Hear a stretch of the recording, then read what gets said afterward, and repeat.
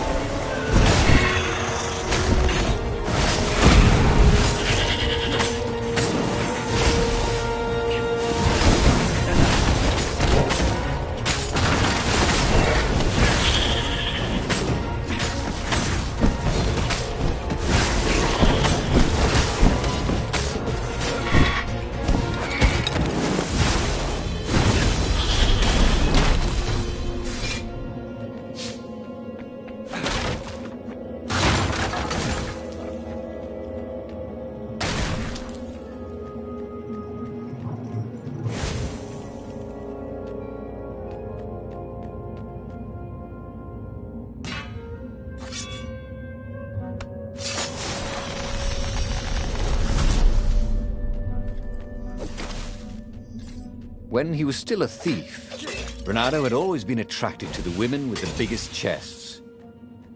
No, that's not what I meant. To rob, I mean.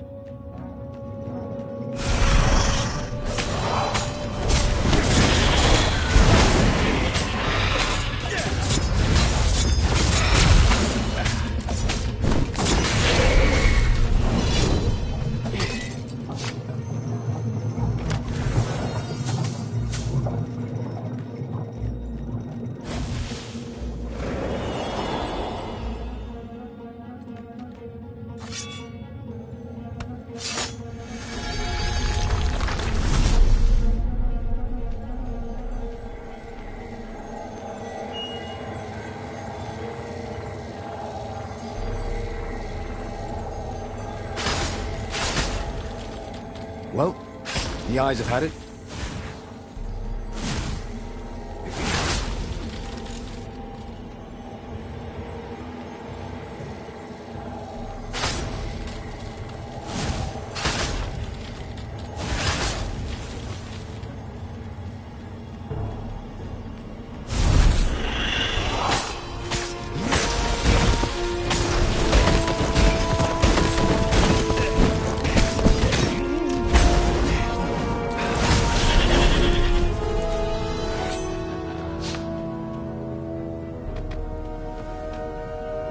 What was the point of this gate? Did they think no one would notice the lever?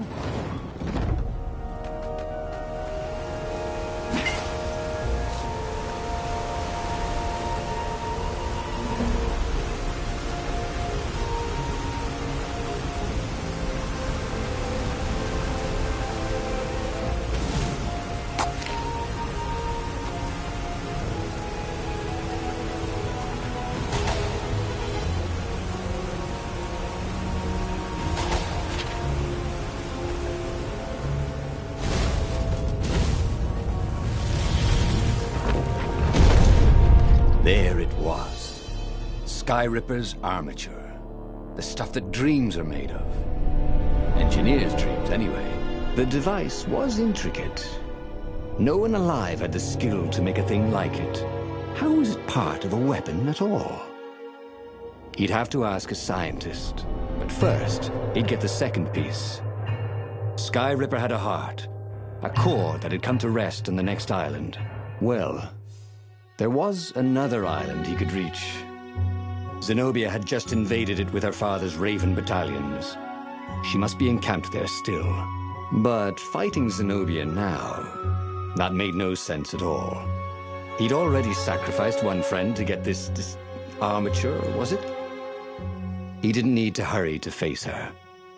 She would find him.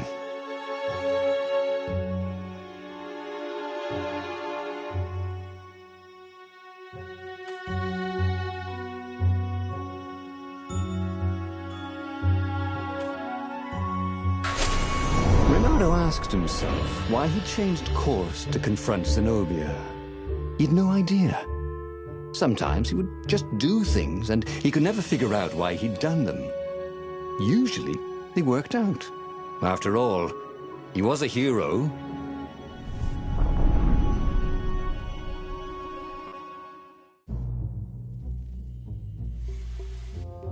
The truth is, though, he wanted to see her, wasn't it? It had been a dozen years since Swordfu School. He'd followed every rumor about her, every scrap of news. Not that he still loved her. After all, she was his enemy.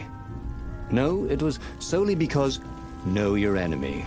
All right, maybe he should stop pretending. He knew exactly how she felt about him. But their love affair always ended with a tragic death. Unless, maybe he could find a way to dodge tragedy. Surely he could, couldn't he?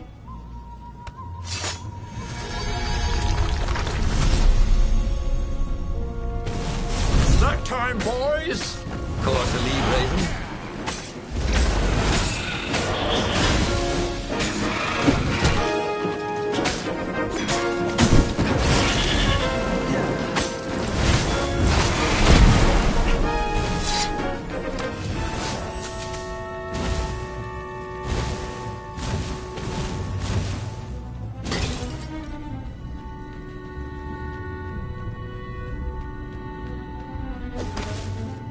The city was burning, and there was no one to put out the fires.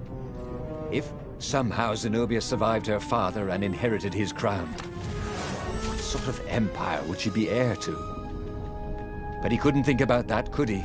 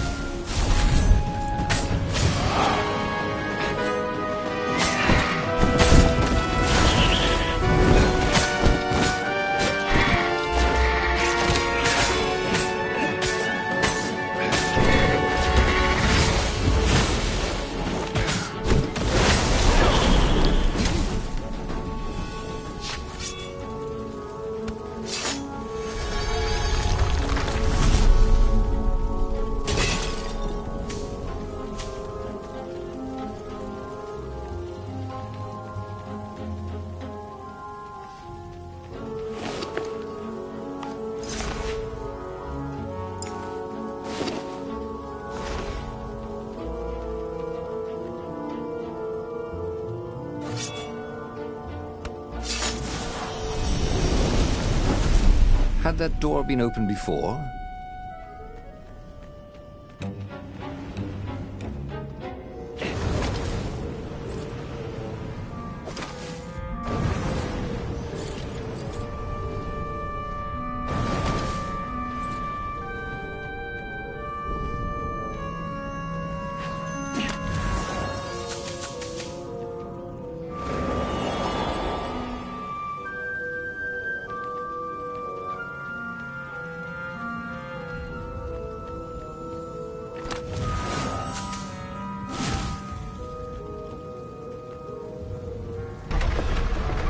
Couldn't do worse with Zenobia than he'd done with the core, could he?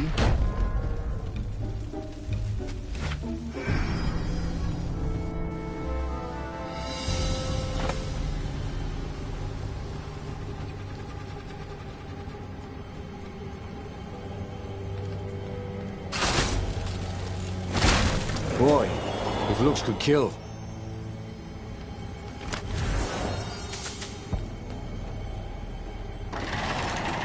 Leonardo wasn't entirely sure how he was going to capture Zenobia. She'd be expecting him. And he didn't have Lapino to cook up a clever plan. Why was it again that he hadn't got the core? Maybe because the results tended to be disastrous. These streets were familiar. The Swordfu School was closed now, but he had been down that street 1,000 times. He knew that pub. He knew that alley.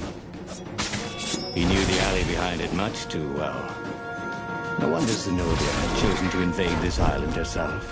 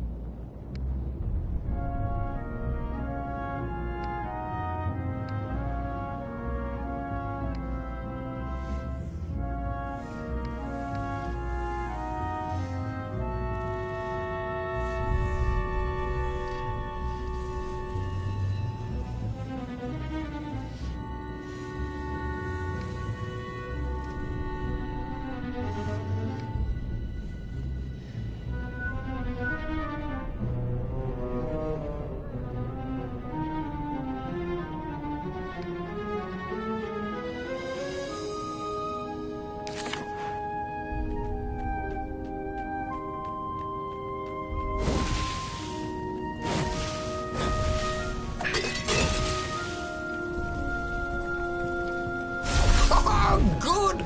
I need a new rug for my nest, said the lead raven.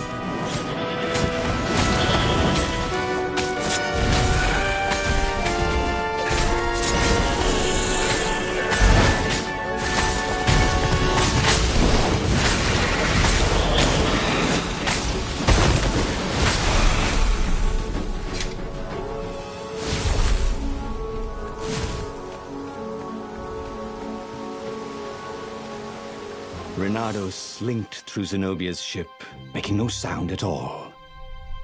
Where were her guards? Finally, he reached her bedroom. She was curled up on her bed. Oh, he'd forgotten how beautiful she was. How sleek, how soft. He tapped her on the shoulder with his sword. She vanished. And he suddenly noticed he couldn't move except his mouth. In fact, soon he couldn't keep his mouth shut. He told Zenobia everything. Sky Ripper, the Iblistone, even where the secret rebel base was, until he was hoarse. It was some kind of truth spell. A talky truth spell. She called her father by Farspeaker Toad and filled His Majesty in. But why didn't he get the core? Croaked the Farspeaker in something like His Majesty's croak. Because I missed you, darling. Reynardo grinned. He doesn't even know why, frowned Zenobia. That makes no sense. It's a trap, shouted the Emperor. I'll meet you at the outpost, and I'll bring my interrogators. If Reynardo came face to face with the Emperor, maybe he could assassinate him. But maybe it would be smarter and safer to turn Zenobia against her father.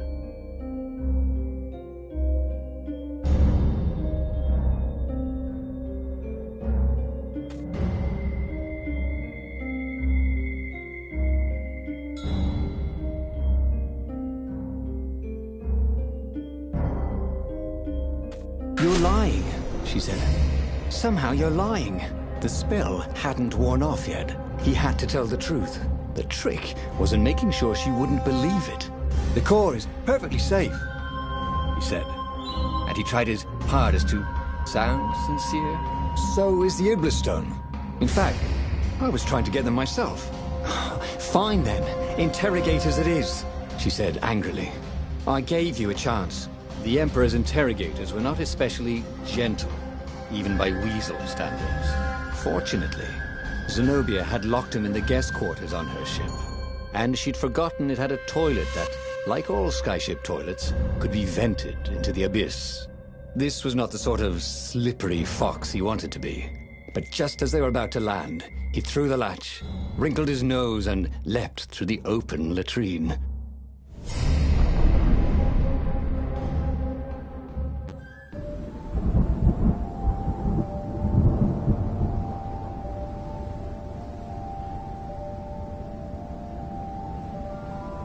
It was a short, safe landing. At least this part of the Nexus hadn't changed too much. Zenobia had been taking him to the Imperial outpost.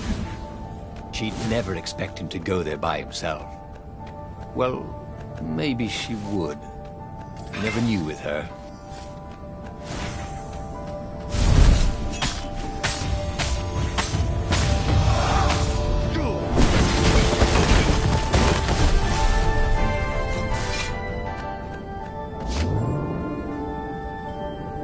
What did you do if one of these platforms stalled?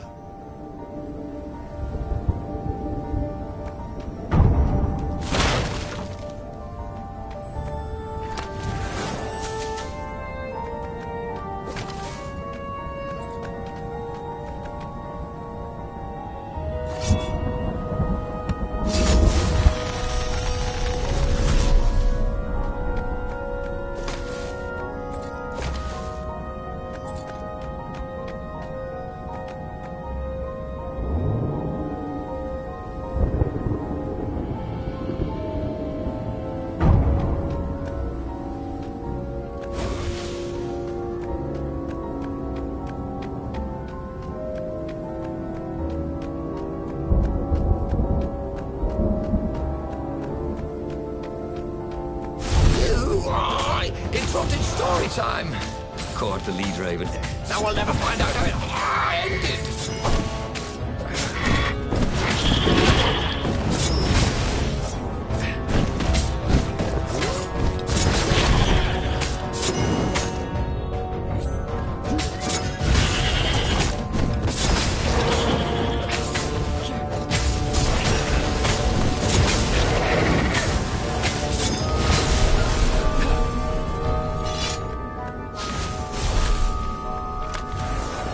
Once, Bernardo had opened a chest, and a Jack-in-the-Box jumped out. Jack-in-the-Boxes, they gave him the Wiggins.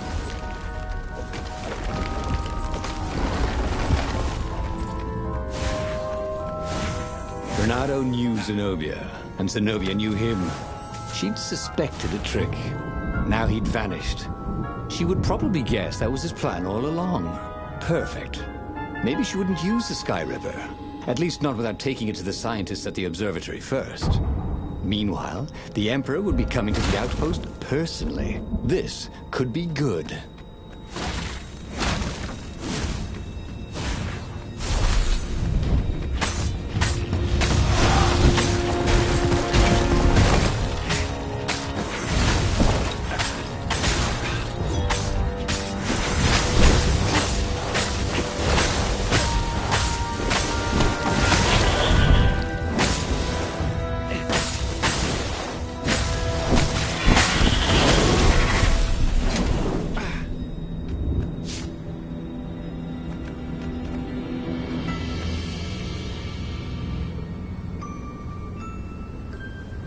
Bernardo was face to face with the Emperor's bodyguard.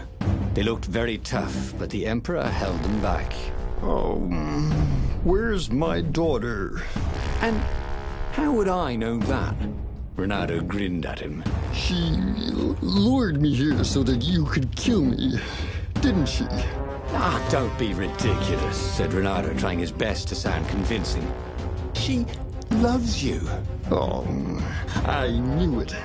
The rabbit told me I couldn't trust her. The Emperor hopped out the door. His phalanx of bodyguards retreated carefully. Bernardo heard someone call, "Arrest her!" as they left. Well, that's a job well done, thought Bernardo. Now the fleet would be in all sorts of disarray. But maybe he could find her in the mountains. She always used to go to the mountains to hide from the world. Maybe he could even turn her against her father. Or maybe he could reap the benefits of the chaos he had sown. It was time to report to the Rebel Council, and then launch the attack on a divided and very confused Imperial fleet.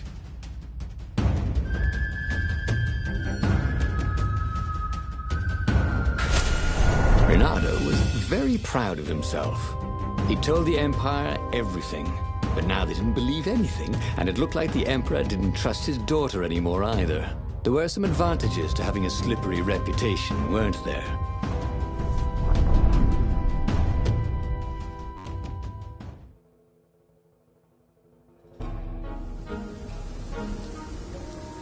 Bernardo wondered if he'd really fooled the Empire. He guessed he'd know soon enough. If the skies darkened with 1,000 dropships, then he'd know the Empire believed his map at the rebel base's secret location. They certainly seemed to be looking for it. There were ravens everywhere. But where weren't there ravens these days?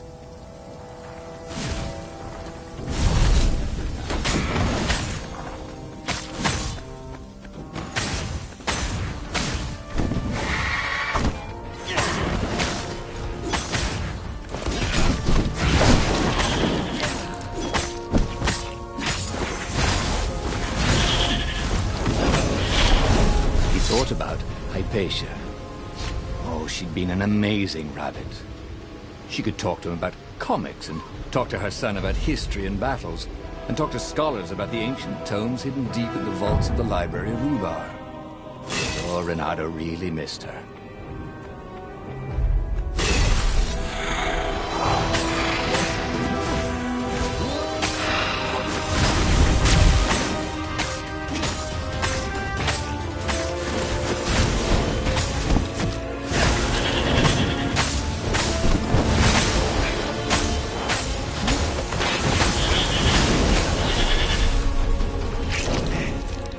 Maybe the Emperor would attack Zenobia. the Ravens, divided into two armies, would slaughter each other. And the rebellion could just show up and claim victory. The council would be overjoyed that Renato had given away all their secrets.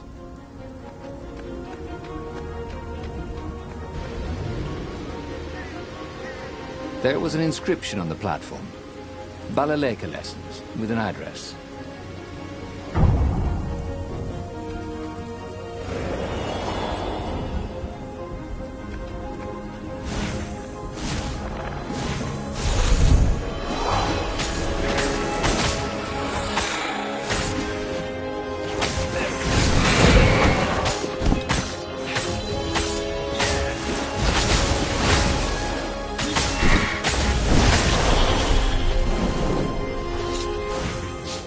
See? It was actually very fine weather, except for the occasional shower of ravens. And no one was burning the ruins down with the mighty power of a god's eye. If the Empire believed anything he'd said, they certainly weren't showing it. Didn't your mother tell you it's rude to stare? Snapped Renato, a little smug.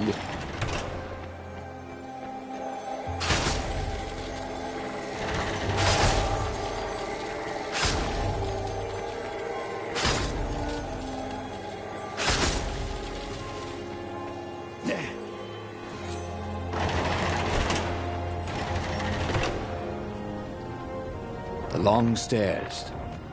So he was close to the rebel base. Nothing was on fire. So far, so good.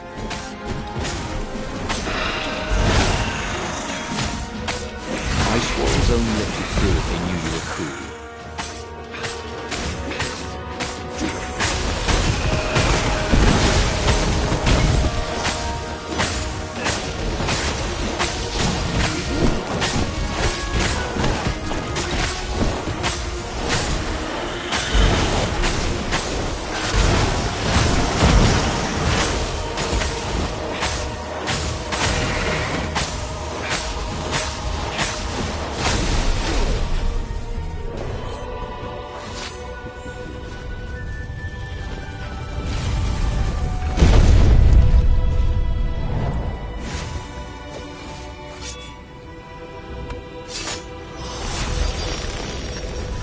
You never knew where the road would take you, thought Renato.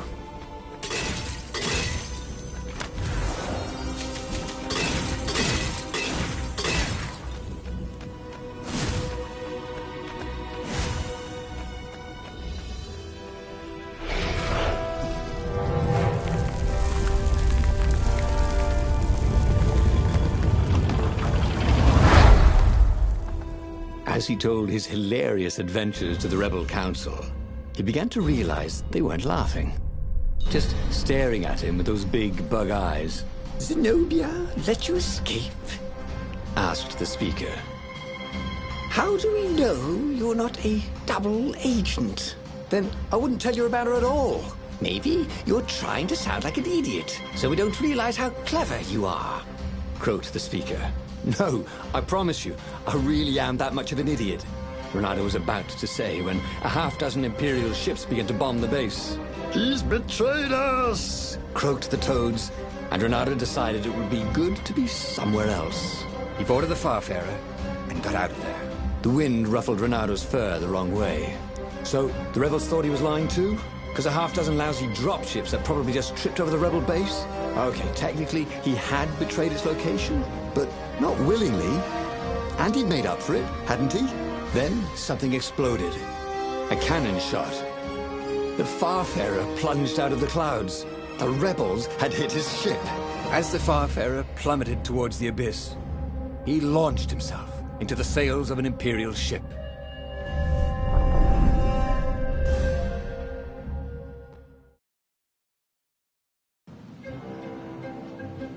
The Farfarer was gone. It had been a beautiful ship.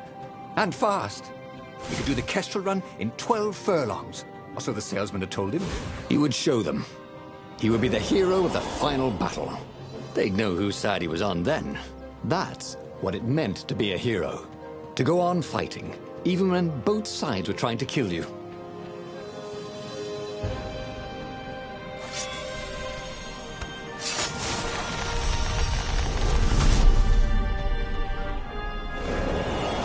Renato had a feeling that was the back door to something. But what?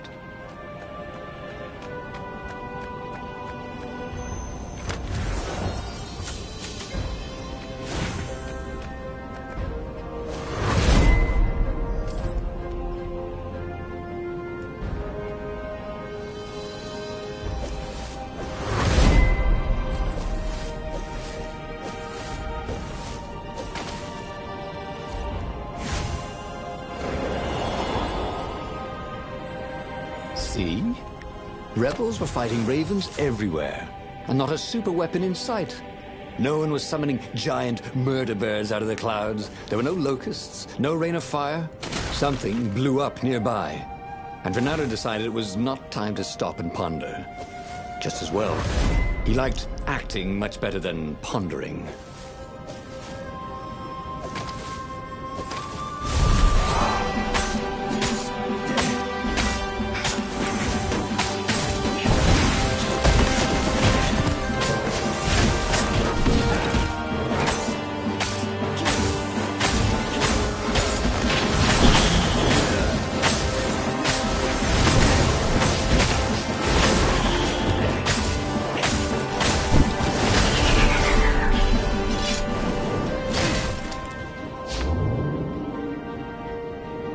There was a sign. Take the goat across first.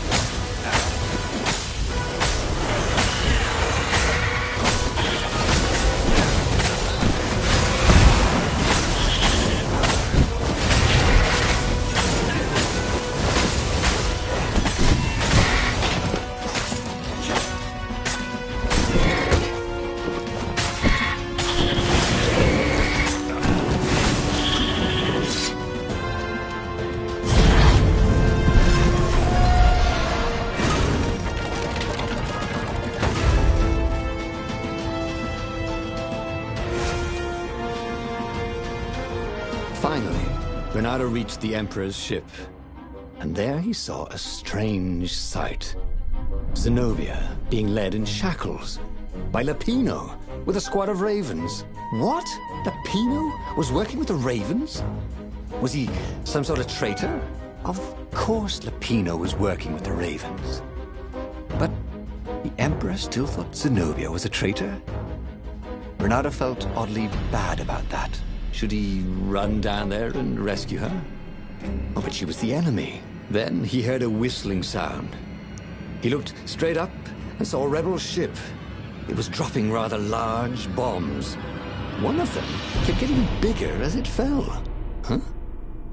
Oh. Oh, again? But he already had all the secrets he needed. He was sure of that.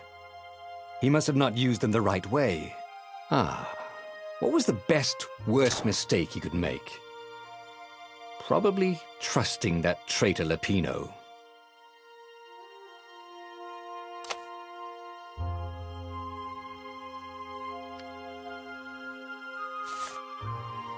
The book's pages fluttered to the beginning once again. Faster than before, and he fell. The clouds parted over the Isles of Boreas. It was time to choose. The rebellion was in trouble. Ravens were scouting for the secret rebel base. They needed a game changer. Pieces of the Sky Ripper had surfaced. Renato knew that using it could go catastrophically wrong, but he was sure he could figure out how to use it safely. Also, a temple had risen out of empty desert. The Iblis stone was hidden there. It was a dangerous artifact. It could corrupt its user into a bloodthirsty monster. Maybe he could find a way to use it, to take its power without surrendering to its wickedness. And also, his old friend Lupino needed rescuing. Of course, Renato had a pretty strong suspicion that Lupino had betrayed the rebellion, and he